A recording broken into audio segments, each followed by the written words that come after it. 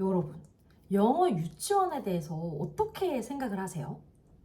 저는 다른 거는 다 배제하고 언어학적인 관점에서만 보면 굉장히 효과적인 언어 노출 방식 중에 하나라고 생각을 합니다. 왜냐면 어떠한 언어든지 critical period, 중요한 시기에 아이들을 흠뻑 노출하면, 충분히 노출하면 그 언어를 acquire, 습득할 수 있다고 했잖아요. 그러니까 어린 영유아기 아이들에게 인텐스하게 나중에 커가면서 계속 필요할 영어를 노출할 수 있는 환경을 제공하는 거잖아요. 그래서 다른 것들은 모두 배제하고 그냥 언어학적으로, 다시 말해 영어라는 언어를 습득하는 것에만 포커스를 맞춰서 보면 굉장히 효과적인 언어 습득 환경 중에 하나라고 생각을 합니다. 하지만 우려되는 부분들도 있죠. 예를 들어 유아의 발달 단계를 크게 고려하지 않고 그 언어 습득만, 영어를 배우는 데만 집중을 해서 커리큘럼을 짰을 가능성이 있고, 강사들이 영어는 잘하지만 유아 교육에 있어서는 비전문가일 수 있고, 매달 평균 200만 원 정도 되는 좀 경제적 부담이 큰 점도 있죠.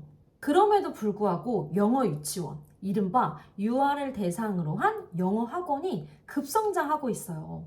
4년 사이에 66%나 성장을 했습니다. 굉장히 주목할 만한 수치예요. 그 이유는 저희가 요즘 아이들을 막 5명씩 낳나요? 아니죠. 저출산 시대에 아이를 많이 낳지 않는 이 시점에 이렇게나 성장했다는 건 굉장히 눈여겨볼 만한 수치예요. 심지어 사립 유치원은 2017년에 비해서 약 19.5% 정도나 폐원을 했어요.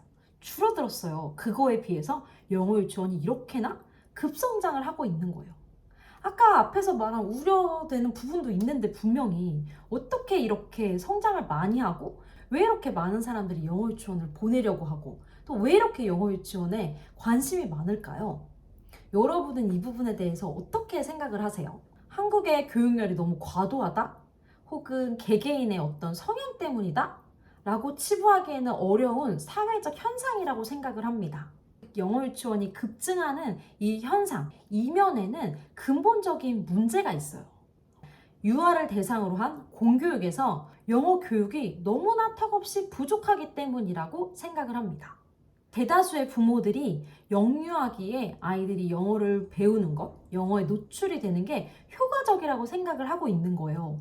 하지만 공교육에서, 다시 말해 국공립 어린이집, 국공립 유치원, 사립 유치원 이런 곳에서 이 엄마들, 아빠들, 이 부모들의 영어 교육에 대한 니즈가 전혀 해결되지 않기 때문에 일어나는 현상이에요.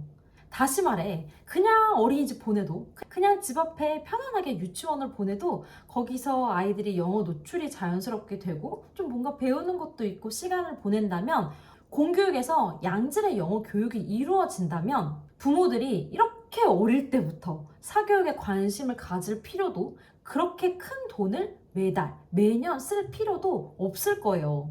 그런데 최근에 아주 반가운 소식이 발표됐습니다. 교육부가 유아 영어 교육을 확대하기로 발표를 했어요. 2024년 주요 정책 추진 계획에서 원어민 수업, 그리고 AI, 인공지능을 활용한 튜터를 도입하겠다고 그 계획을 밝혔어요. 다시 말해 방과 후 시간에 원어민 교사가 영어 교육을 하고 AI 튜터도 도입하는 방안을 검토해서 실행을 하겠다라고 이야기를 한 거죠. 사교육을 줄이는 근본 대책이 공교육 강화라는 점에 있어서 올바른 방향이라고 생각을 합니다. 하지만 문제는 과연 방과 후 수업만으로 그 사교육에 대한 의존도를 떨어뜨릴 수 있느냐예요. 실제로 2017년 교육부는 놀이가 중심이 되는 누리과정을 도입하면서 유치원에서 국어와 영어 수업을 전면 금지했어요. 하지만 유치원에서 영어 교육에 대한 그 니즈가 너무 많다, 영어 교육 해야 된다, 이런 민원이 이제 엄청 들어오니까 그 다음에 방과 후 수업에 한해서 영어 교육이 가능하도록, 허용하도록 방침을 바꿨어요. 그래서 현재 일반 유치원, 어린이집에서도 방과 후 시간에는 영어 수업이 존재를 합니다. 그러나 유치원별로, 어린이집별로 영어 수업의 비중은 천차만별이에요. 유치원 원장이 영어 특성화 수업에 별 관심이 없으면 내가 다니는 원에서는 그걸 안 하게 되는 거예요.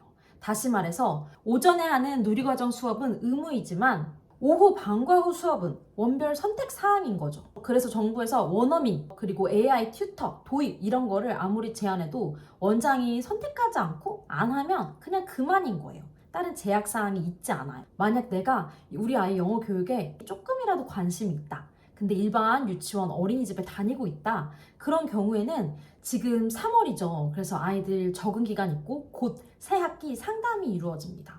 그래서 이때 한번 원장님과 만나서 대화를 나눠보는 거예요. 과연 이 원장이 얼마나 아이들 영어 교육에 관심을 가지고 있는지, 그리고 영어 특성화 교육에 대해서 어느 정도 계획을 가지고 있는지 이런 걸 물어보고 또 답변을 받는 시간을 갖는 것도 아주 유용한 팁이 될 거예요.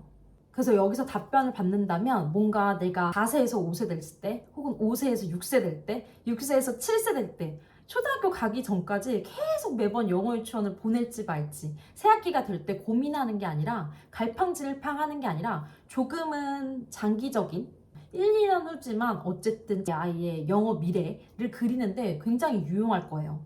영어 유치원을 선택해서 아이를 영어 환경에 풍덩 빠뜨리건 또 일반 유치원을 다니면서 방과 후에 원어민 수업도 있고 AI 튜터 활용해서 정말 영어를 재미있게 또 배울 수도 있어요. 또 오전에는 누리과정을 잘하고. 그래서 이 투 트랙 다 괜찮아요. 그런데 이 두 개 중 어떤 것을 선택하든지 우리 집에 영어 환경을 만들어서 아이에게 영어 노출을 해주는 것은 선택이 아닌 필수입니다. 자, 하나씩 살펴볼게요. 만약에 내가 영어 유치원을 아이를 보냈어요. 그럼 아이가 영어 유치원에서 9시부터 3시까지 6시간 동안 매일매일 노출이 되어서 아이가 영어를 굉장히 잘하게 됐어요. 스피킹, 리스닝, 리딩, 라이팅 4개 영역 다 엄청 잘하게 됐어요. 그렇다고 해도 영어는 언어의 한 종류이기 때문에 그 실력을 유지하기 위해서라도 계속해서 뭔가 인풋이 주어져야 돼요. 그래서 영어 유치원을 졸업하면 졸업반 이후에 크게 두 갈래의 사교육을 시작을 합니다. 하나는 그 AR 지수를 유지하기 위해서 리딩과 관련된 학원을 다니게 되고, 또 하나는 스피킹, 기껏 약간 원어민처럼 모국어처럼 배우게 했는데 이거 유지해야 돼 이러면서 또 스피킹 학원을 시작하게 돼요. 근데 아이들이 초등학생이면 8살이죠. 8살. 아직 인생을 8년밖에 살지 않았습니다. 입시를 치르든 다른 전형으로 하든 어쨌든 8살부터 20살까지 최소 12년을 계속해서 그런 인풋을 또 부어나가야 돼요. 그거를 위해서. 그렇지 않으면 영어 유치원 졸업과 함께 우리 집에 아무런 환경이 없고 만약에 그런 또 사교육을 아무것도 하지 않으면 순식간에 실력이 휘발될 수 있어요. 반대로 일반 유치원에서 지금 방과 후 방금 말한 그 정책에 도입이 된 거를 활용해서 원어민도 오기 시작하고 우리도 특성화 계획을 하게 됐어요. 그래서 그걸 하니까 안심해도 될까요? 아니에요. 그 절대적인 시간이 턱없이 부족합니다. 일주일에 뭐 2번, 3번, 혹은 뭐 진짜 많이 오면 5번 오겠죠. 시간도 다양할 거예요. 30분, 40분, 50분. 굉장히 짧은 시간, 굉장히 많은 아이들과 선생님이 소통하고 뭔가 아이들에게 인풋이 주어지죠. 그게 오롯이 다 들어올까요? 튕겨나가는 것도 엄청 많죠. 그래서 방과 후 영어 정책이 실행되는 거 너무나 반가운 소식입니다. 하지만 유학의 유의미한 결과값을 보기에는 턱없이 그 시간이 절대량이 너무나 부족해요. 그렇기 때문에 우리 집에 영어 환경이 있어야 하는 거예요. 노출량, 얼마나 많이 노출했느냐, 인풋을 얼마나 많이 했느냐가 이 언어 습득에 있어서는 절대적인 영향력을 가지고 있습니다. 그래서 오늘 이야기가 영어 유치원과 또 일반 유치원을 어떤 걸 결정하는지 그것에 대해 도움이 되었으면 좋겠고, 어느 것을 선택하든지 간에 우리 집에 영어 환경을 만들어서 그 유아기, 이 언어 습득의 황금기를 여러분이 한껏 활용하시기를 바랍니다. 만약에 우리 집에 영어 환경이 잘 마련되어 있고 잘 굴러가고 있다. 그러면 너무 좋지만 혼자서 영어 환경을 세팅하기 너무 힘들다. 엄마 표현을 하고 있는데 잘하고 있는지 모르겠다. 매번 영어 유치원이 고민이 되고 마음이 불안하다. 이럴 땐 도움이 절실하게 필요합니다.